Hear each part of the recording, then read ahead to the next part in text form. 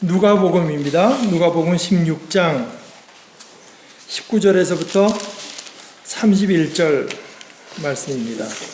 어떤 부자가 있었는데 그는 자색 옷과 고운 베옷을 입고 날마다 즐겁고 호화롭게 살았다.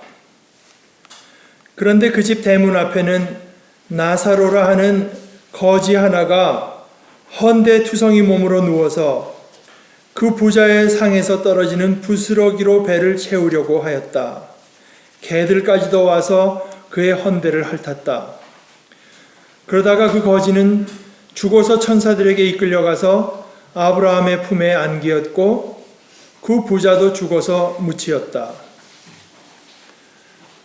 부자가 지옥에서 고통을 당하다가 눈을 들어서 보니 멀리 아브라함이 보이고 그의 품에 나사로가 있었다. 그래서 그가 소리를 질러 말하기를 아브라함 조상님, 나를 불쌍히 여겨주십시오. 나사로를 보내서 그 손가락 끝에 물을 찍어서 내 혀를 시원하게 하도록 하여 주십시오. 나는 이 물 속에서 몹시 고통을 당하고 있습니다 하였다. 그러나 아브라함이 말하였다. 얘야 되돌아보아라. 내가 살아있을 동안에 너는 온갖 호사를 다 누렸지만 나사로는 온갖 괴로움을 다 겪었다. 그래서 그는 지금 여기에서 위로를 받고 너는 고통을 받는다.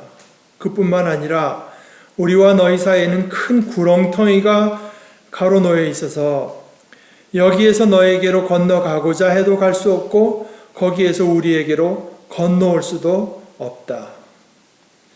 부자가 말하였다.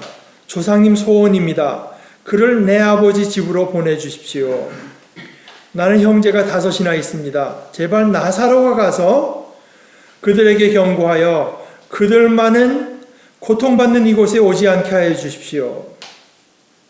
그러나 아브라함이 말하였다.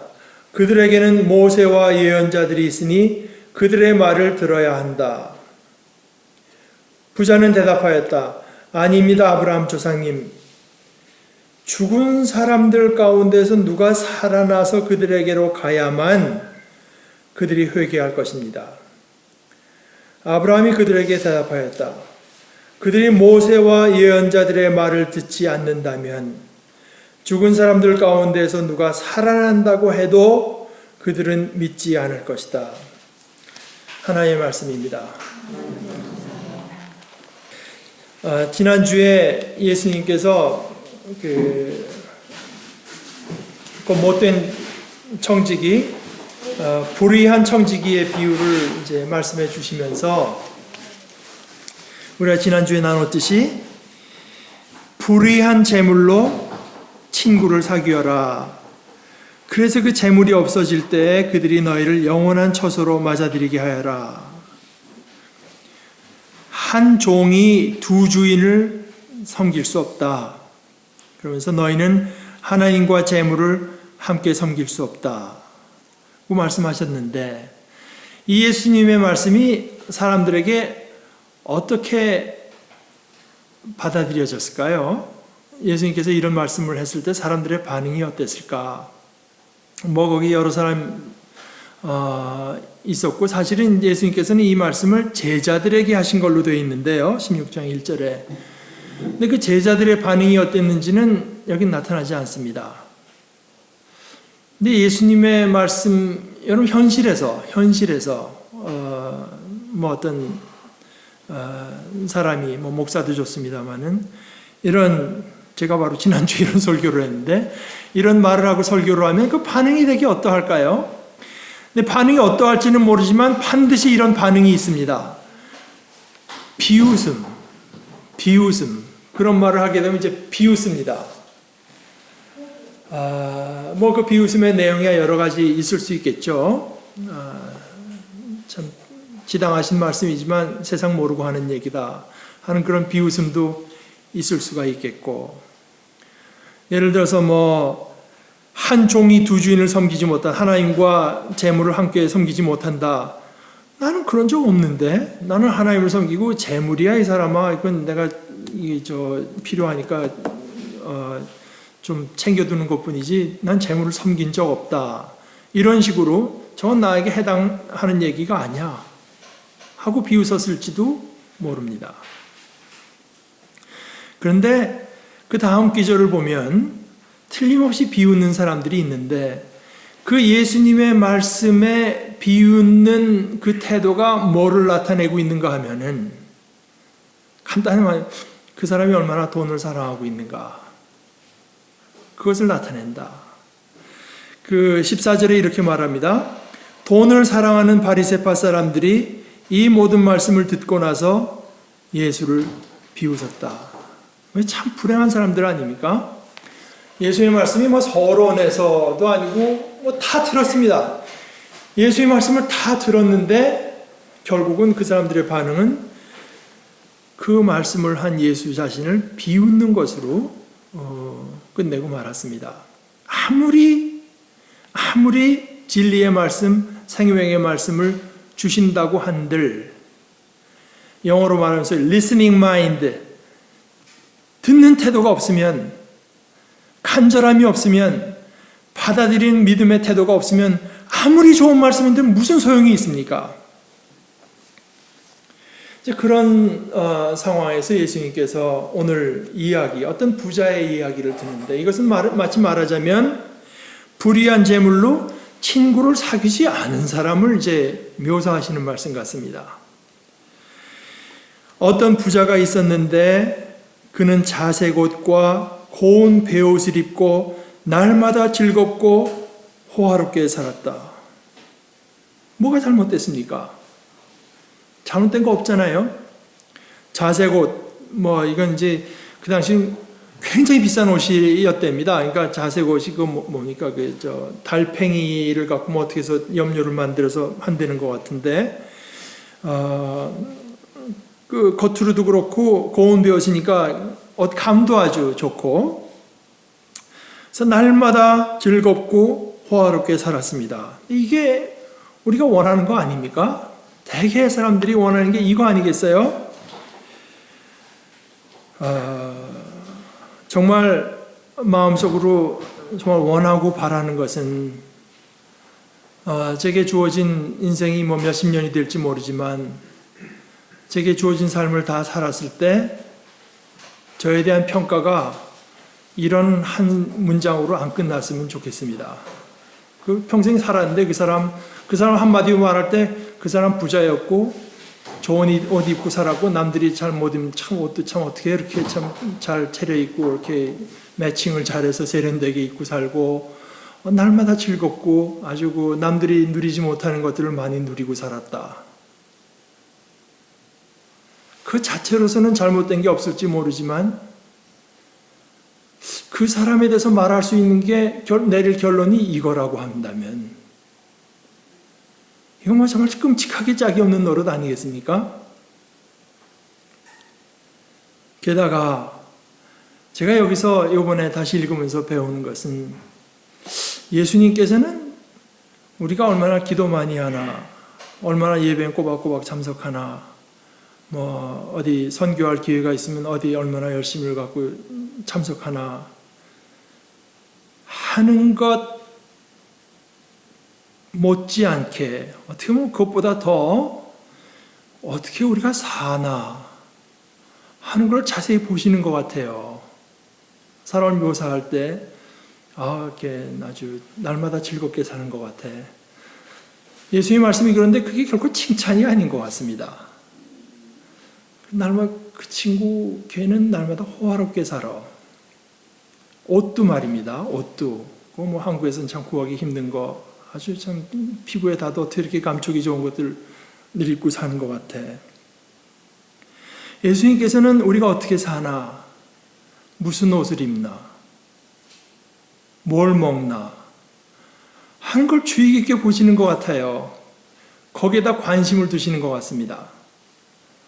관심 없고 이런 묘사를 하시겠습니까? 근데 이제 문제는 그 집 대문 앞에 거지가 하나 있습니다.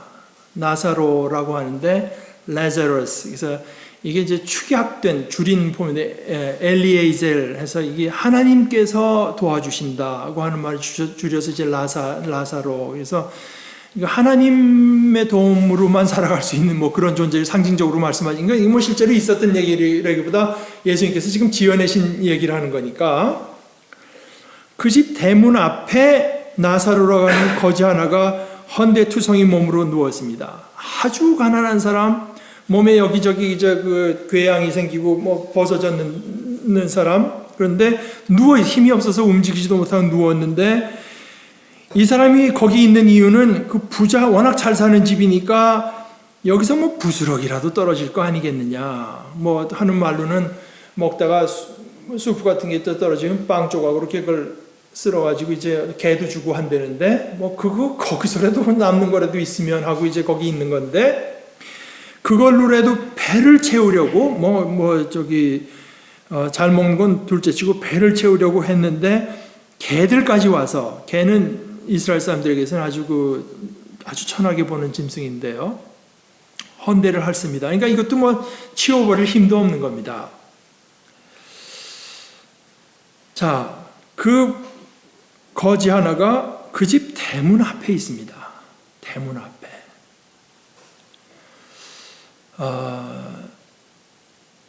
그런데 이제 불행하게도 그 사람은 거기가 갈 수 있는 한계였습니다. 거지로서는. 그 이상은 들어갈 수가 없습니다. 대문 앞에까지는 갈 수 있지만 대문을 넘어갈 수는 없습니다. 부자가 그걸 막으니까.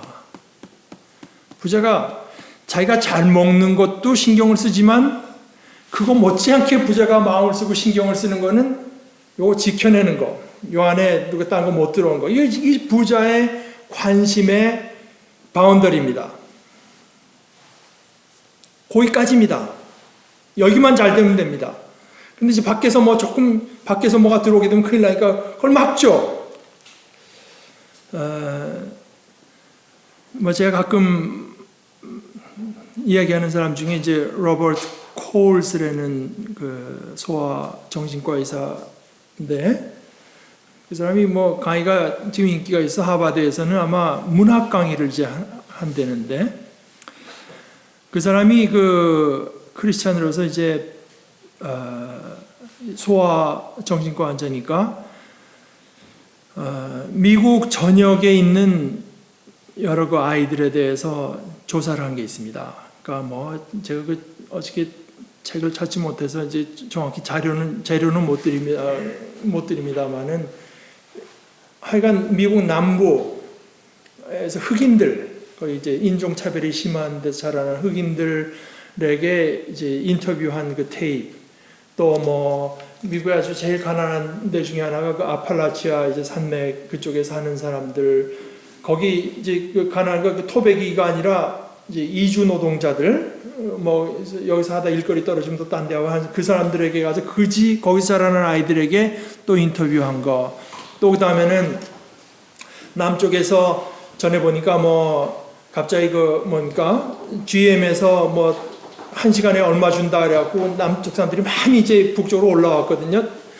그래서 와서는 큰 도시, 시카고나 뉴욕 같은 큰 도시에 이제 살면서 결국 적응이 안 돼가지고 뭐 게토 같은 데도 이제 들어간 그런 사람들 하여간 그 다음에 라티노, 에스키모 뭐 이런 사람들 아이들을 다 이제 인터뷰를 했고 책의 마지막 장은 뭐냐 하면은 잘 사는 집 아이들까지 이제 인터뷰를 했습니다. 그래서 그 책이 이제 그게 너무 커서 나중에 그 책을 좀 줄여서 책 한 권으로 했는데 그것도 뭐 무지무지하게 두껍습니다만은 Children of Crisis라고 해서 마지막에 5번째 장이 Privileged Ones에서 이제 그런 온갖 호사를 누리고 사는 아이들 에게까지 이제 인터뷰를 해서 발표를 했고 책을 냈는데 그 사람이 뭐라고 말하냐면은 예를 들어서 백인이 찾아가니까 흑인들하고 인터뷰하기가 쉽지 않을 거 아닙니까? 자기 속을 안 내놓을 거 아니겠어요? 말하기도 불편하고 대놓고 어떻게 백인이 우리에게 이런 식으로 했다 어떻게 말을 하겠어요? 힘들었고 인터뷰가 다 힘들었지만 가장 힘든 것은 그 부유한 집 아이들 인터뷰할 때가 가장 힘들었다. 부모가 막는 겁니다. 부모가 막는 거예요. 부모가 이 사람이 가서 괜히 얘가 이상한 물이 들까봐, 이상한, 말하자면 의식화가 이상하게 되고 뭐 이상하게 될까봐 그걸 막아내는 겁니다. 이 부자의 그 관심의 영역은 오직 그 자기 집 담벼락 안 뿐이었어요. 밖에는 나사로라고 하는 거지 하나가 그 참 자신의 집에서 떨어지는 그 부스러기 하나라도 얻고자 하는데 이 사람은 부스러기 하나라도 빠져나가지 않게 하기 위해서 체크하는 거죠. 그래야 자신이 날마다 즐겁게 살고 호화롭게 사는 것이 유지될 수 있다고 생각하니까. 그런데 이제 문제는 우리가 지난주에 16장 9절에서 말했다시피 그래서 그 재물이 없어질 때, 그때가 옵니다. 재물이 없어질 때가 오지 않습니까? 이 거지는 재물이라고 하는 게 본래 없었으니까 죽어서 천사들에게 이끌려가서, 그러니까 이 거지가 그냥 내깔려졌는지 어디 쓰레기통에 버렸는지 그건 육체는 모릅니다만 묻혔다는 얘기도 없고 그저 천사에게 이끌려가서 아브라함의 품에 안기었습니다. 하나님께서 아브라함을 통해서 모든 족속을 복주시겠다고 했잖아요. 그리고 부자도 죽어서 묻히었다. 부자는 잘 묻혔습니다. 묻혔는데 보니까 자기가 지옥에 있습니다. 지옥에서 고통을 당하다가, 근데 이제 여기 쓰인 그 헬라어는 대개는 이제 정신적인 고통을 가리킬 때 더 많이 쓰는 이제 말입니다. 심한 고통을 겪는데 아주 영원히 채워질 수 없는 것에 대한 갈망, 이런 것도 있고요. 그래서 고통스럽지 않겠습니까? 눈을 들어서 보니까 멀리 나사로는 자기 바로 집 밖에 있었는데, 집 밖에 있었지만 나사로에게서 나사로와 그 부자 간의 거리는 아주 멀었죠. 그것처럼 부자도 보니까 멀리 아브라함이 보이고 그의 품에 나사로가 있습니다. 그래서 그가 소리를 질러서 말합니다. 아브라함 조상님, 저기 조상이라고 하는 거지, 당신 내 조상 할아버지. 아브라함 조상님, 나를 불쌍히 여겨주십시오. Have mercy on me. 불쌍히 여기는 이 긍휼한 것, 이게 바로 그 거지가 그렇게 바라던 거거든요. 나를 대등하게도 아니 좀 불쌍히만 여겨줘서 배고파 죽겠으니까 먹다 남은 거라도 좀 이쪽으로 좀 보내줬으면. 그때 이제 먹다 남은 걸 하게 되면은 이상한 일이 생기니까 이제 곡물도 남으면 바다에다 버리잖아요. 아프리카 사람들한테 안 갖다 주고 버리죠. 그 경제 체제가 이상해지니까. 근데 그렇게 거지는 원하면서도 아마 이렇게 말로 했는지 말할 힘도 없었는지 말했다 얻어맞을까봐 못했는지 모르지만 거지 입에서는 한 번도 나온 일이 없는 건데 바로 이거, 나를 불쌍히 여겨주십시오. 부자는 말합니다. 그때 가서 이제 mercy라고 하는 것이 얼마나 좀 간절히 우리가 바랄 수 없는 것인지를 실감하고 있는데요.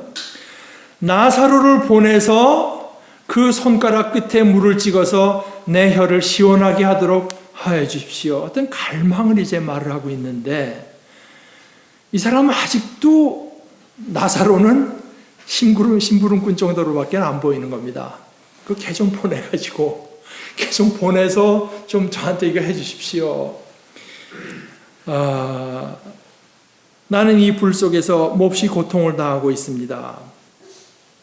그랬더니 아브라함이 말하기를, 얘야 되돌아봐라, 기억해라, 이 얘기입니다. 기억해라. 내가 살아있을 동안에 너 좋은 걸 많이 누렸는데, 그러면서 이제 원어에는 어떻게 되냐면 그와 똑같은 식으로 네가 그렇게 좋은 거를 다 누린 식으로 나사로는 온갖 나쁜 거를 다 겪었다. 카코스에서 나쁜 겁니다. 나쁜 거를 다 겪었다.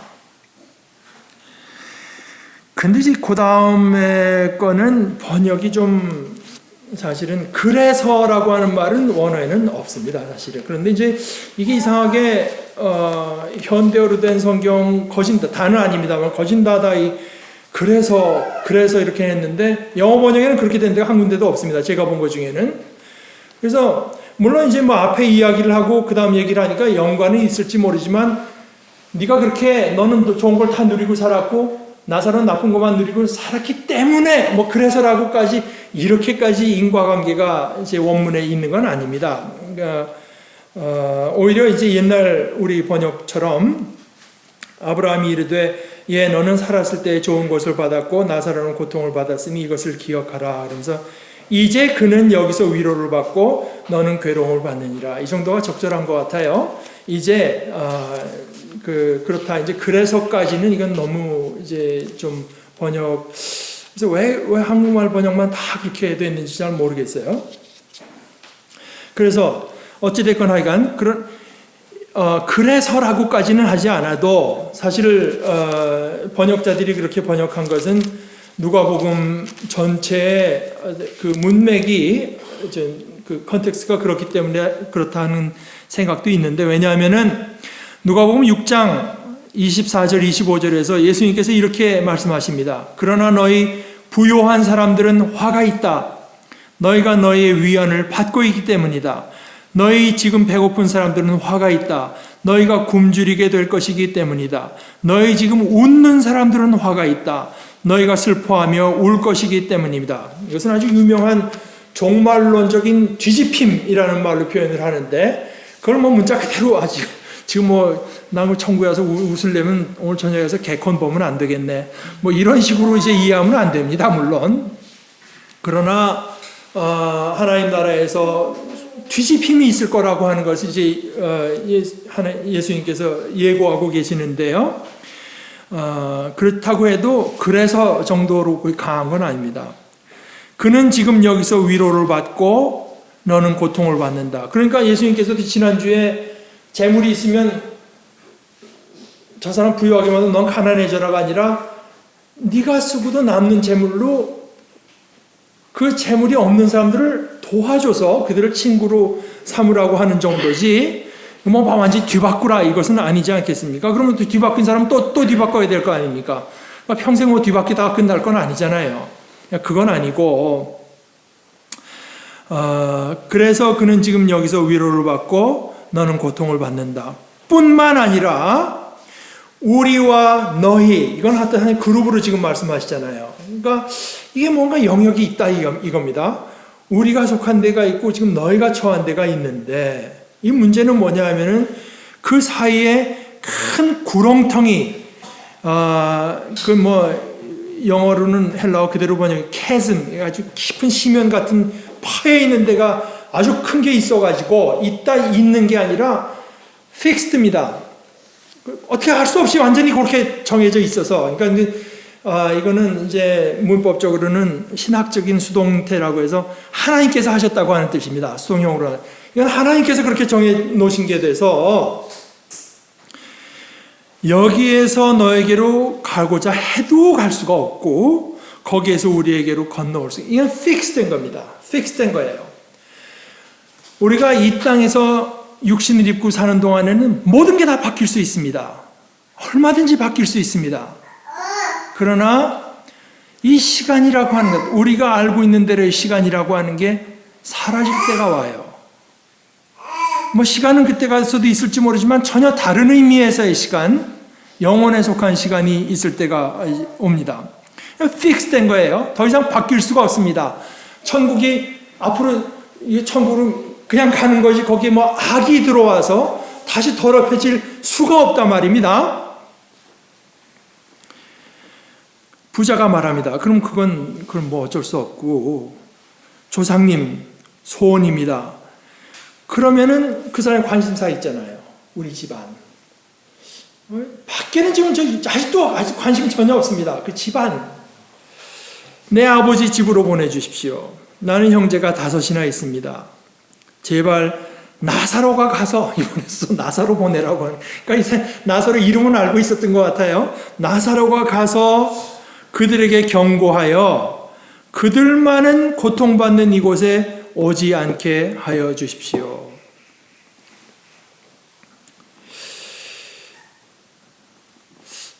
이제 이 부자 이런 경우를 봐도 글쎄 이건 뭐 예수님의 비유에서 자꾸만 그런 마지막 주스까지 다 짜내는 것이 옳은지는 모르겠으나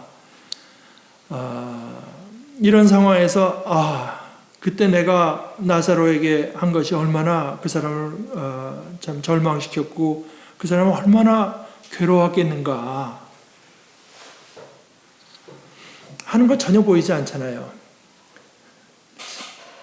이제 그거는 바뀔 수 없는 걸로 묘사되고 있는 것 같아요. 제가 보기에는 예수님께서 뭐 천국에 대해서 뭐 지금 잘 말씀하시려고 하는 것이 주제는 아닌 것 같습니다만은, 그러나 이런 얘기를 통해서 듣는 것은 인간의 그 모든 것이 바뀌었다고 해서 그 사람의 마음 됨됨이가 바뀌고 그럴 가능성을 열어두시지 않는 것 같아요. 그 사람의 삶의 오리엔테이션, 그것이 삶이 내 생각이 어디를 지향하고 있는가 하는 그대로 가는 걸로 지금 예수님은 말씀하시는 것 같아요. 그래서 하여간 그는 자기 동생까지만 이제 챙기는 건데 그들만은 고통받는 이곳에 오지 않게 해 주십시오. 그러나 거기에 대해서 아브라함 얘기가 그들에게는 모세와 예언자들이 있다. 하나님의 말씀을 갖고 그들에게 증거한 말씀들이 있기 때문에 그들의 말을 들어야 된다. 우리식으로 말하면 성경이 있고 뭐 부족합니다만 설교하는 거 있고 그거 들으면 된다. 그 부자가 아니 우리 집에 성경이 없어서 이렇게 된 게 아닙니다. 우리 집에 뭐 카세트에 뭐 유명한 목사 설교 다 있고 뭐 응접실에도 성경책 하나 있고 내 침소에도 하나 있고 화장실에도 한 권 있고 심지어 다 있는데 그걸로 안 됐잖아요. 그걸로 안 됐잖아요. 뭔가 이 사람들이 마음을 열으려면은 획기적인 일이 있어야 될 거 아닙니까? 지금 성경 갖고는 안 됩니다. 뭔가 뭐 설교하다가 그냥 오늘 좀 불순하게 한 사람이 가다가 확 꼬꾸라진다거나 뭔가 눈에 보이는 게 있어야지. 게다가 뭐 저도 가끔 상상하는 얘기지만 완전히 죽었다가 살아난 사람이 있어. 가보니까 안 그렇더라 야. 뭐 이러면은 다 들을 거 아니에요. 그래야 회개할지. 그걸로는 안 됩니다. 죽은 사람 가운데서 누가 살아나서 그들에게 가야만 이 부자에게서 이 단어가 처음 그들이 회개할 것입니다. 회개해야 된다고 하는 건 느끼고 있는 거죠. 자기도 지금 회개를 못하고 있어요. 이미 회개의 때는 지나갔던 것 같고 그들이 살아있을 때 회개해야 되는데 그 말씀으로는 안 되죠. 지금 뭔가 좀 뭐 아주 획기적인 일들이 일어나야 될 거 아니겠습니까? 이게 이제 제가 보기에는 우리 인간들이 다 겪는 하나의 딜레마입니다. 뭐 하나의 말씀 뭐 다 있고 한데 그러나 뭔가 갑자기 그냥 하니까 병자가 벌떡 일어난다든가 어떤 친구가 갑자기 이렇게 하다가 자기는 복음을 믿겠다고 하니까 갑자기 얼굴이 환하게 뭐 광채가 난다고 뭔가 획기적인 게 있으면 다 믿을 거 아닙니까? 죽은 사람들 가운데서 누가 살아나서 그들에게로 가야만 그들이 회개할 것입니다. 아브라함의 대답이 그들이 모세와 예언자들의 말을 듣지 않는다면 죽은 사람들 가운데서 누가 살아난다고 해도 그들은 믿지 않을 것이다. 이 듣지 않는다.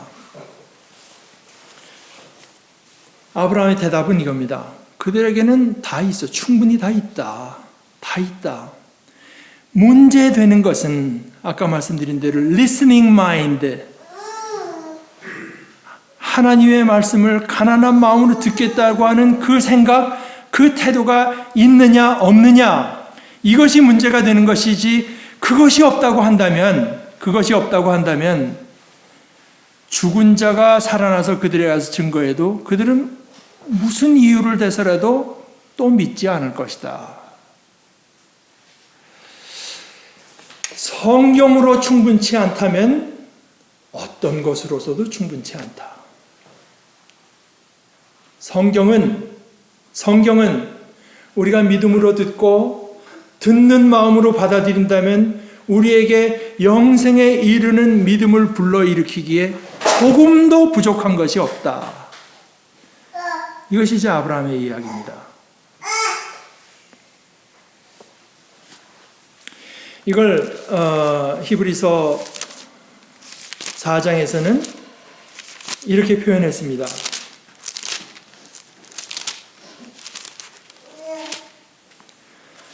그들이나 우리나 기쁜 소식을 들은 것은 마찬가지입니다. 히브리서 4장 2절의 말씀입니다.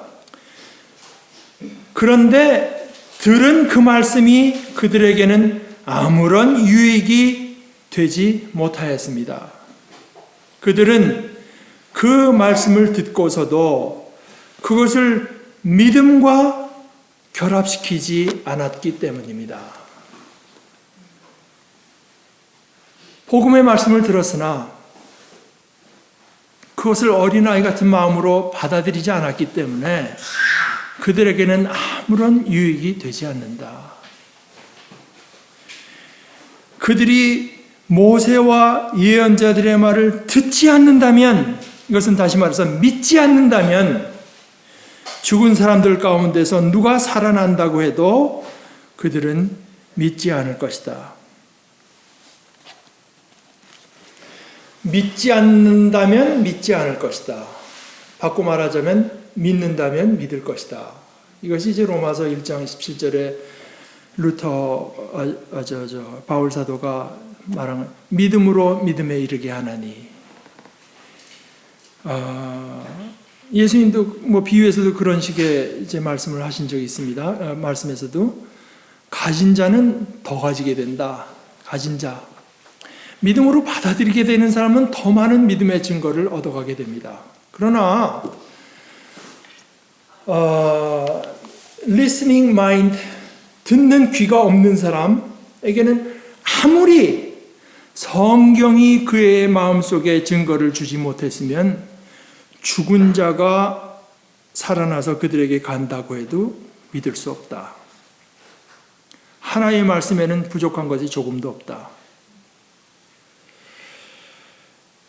어떻게 보면 가난한 사람들에 대해서 불쌍히 여기는 마음을 품고 그들에게 내가 남는 것으로 나눠주고 자세고 고운 세울 수 있는 게 아니라 그냥 아까 참 이 말씀을 들을 때마다 제 마음이 참 주저주저 잘 읽지 못해 제 삶이 따라가지 못하니까 디모데전서의 말씀대로 먹을 것과 입을 것이 있은 줄 족한 줄로 여겨라. 너 먹을 거 있고 입을 거 있으면 족하게 생각해. 그 정도로 하면서 거기에서 넘어나는 것은 어떻게 하면은 이것조차 없는 사람들에게 나눠줄까? 나를 위해서가 아닙니다. 이제 이거는 좀 생각해 보세요. 여러분 자꾸만 제가 다른 종교나 딴 사람들을 이렇게 폄하하려는 것이 아니라 우리 기독교 안에도 그런 거 있는데 책 제목에 내려놓음, 또 내려놓음, 또 뭡니까? 또 우리 하여간 무소유 이런 말들 있잖아요. 저는 그것이 성경적인 가치는 아닌 것 같아요.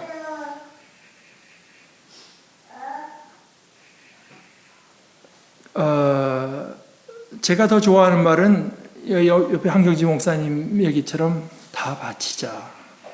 하나님께 다 바치자. 내가 자유롭게 되기 위해서 그냥 고추장 소리가 내려놓고 또 내려놓고 거기는 아무리 봐도 그것이 너무 자기 자신에게 집착하는 것 같아요.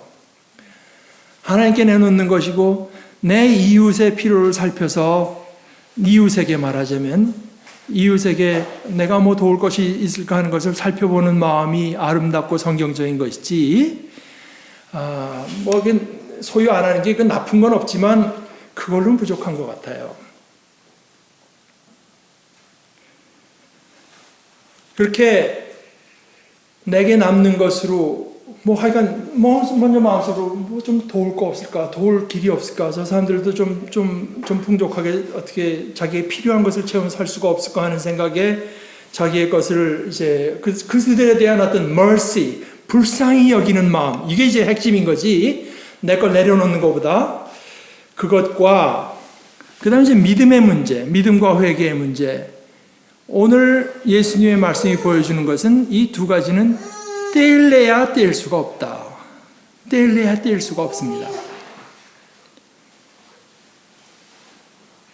아까 디모데서의 얘기나 성경의 말씀들이 그런 면에서는 어떻게 보면 조금 오해의 소지가 있지만, 그러나 우리가 이런 것들을 다 살펴서 읽어보면 선을 행하고 좋은 일을 많이 하고 아낌없이 베풀고 즐겨 나누어 주라고 하십시오. 그렇게 하여 앞날을 위하여 든든한 기초를 스스로 쌓아서 참된 생명을 얻으라고 하십시오. 이 문제는 뭐냐 하면은 내 삶의 방향성이, 오리엔테이션이 어디에 있는가 하는 것입니다. 그래서 내 어떤 물질적인 것을 자꾸 채우고 더 즐기려고 하는 데 있느냐, 아니면은 사랑을 실천하고 mercy, 불쌍히 여김이라고 하는 것을 내 삶에서 배워가고 하는 데 있느냐, 그것이 영생을 취한다고 하는 것이지, 이만큼 해갖고 이제는 나는 그냥 내 천국 입장권을 확고하게 확보해야 되겠다. 이것은 욕심이지, 그게 어떻게 불쌍하게 여기는 마음이겠습니까? 그래서 이 두 가지가 뗄 수가 없습니다. 이웃을 향해서 불쌍히 여기는 마음, 그리고 그들을 돕고 친구를 사귀는 것과 하나의 말씀에 내 마음을 열어놓고 참 간절히 원하고 사모하고 가난한 마음으로 그 말씀을 들어서 끊임없이 회개하는 거죠. 그렇지 못했으니까 다시 더 하나님의 자비를 구하면서 나 스스로가 자비롭게 사는 삶을 연습하고 또 회개하고 또 회개하고 하는 삶을 계속해 가느냐. 결국은 오늘 말씀을 통해서도 우리 다시 한번 지난주에 하신 예수님의 말씀을 상기하고자 합니다. 불의한 제물로 친구를 사귀어라. 불의한 제물로 친구를 사귀어라. 우선 이 말씀이 우리들의 마음을 감동해서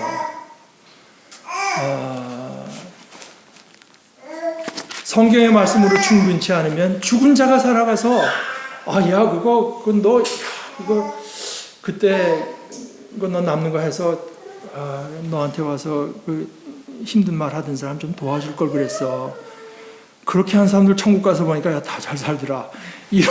이런 얘기를 한다고 한들 하나님의 말씀에 마음을 열어놓지 않았으면 그때라고 마음을 열어놓을 수가 없다. 지금 우리들의 삶에서 이 하나의 주님의 말씀이 우리들의 마음속에 충분한 증거를 주셨으면 좋겠습니다. 우리 같이 기도하십시다.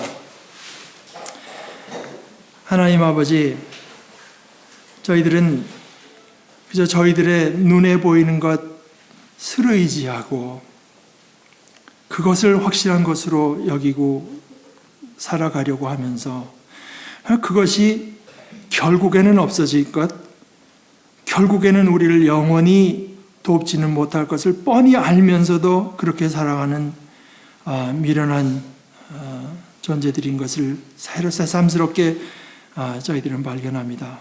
우리 주님께서 오셔서 불의한 제물로 친구를 사귀라고 하신 이 말씀 속에 주님의 심정과 또한 우리를 영생으로 이끄시고자 하는 주님의 사랑이 있는 것을 마음속에 깊이 깨닫게 하시고 우리가 참으로 주님 안에서 슬기롭고 지혜롭게 사는 자들 되도록 주님 불쌍히 여겨주시옵소서. 예수님의 이름으로 기도드리옵나이다. 아멘.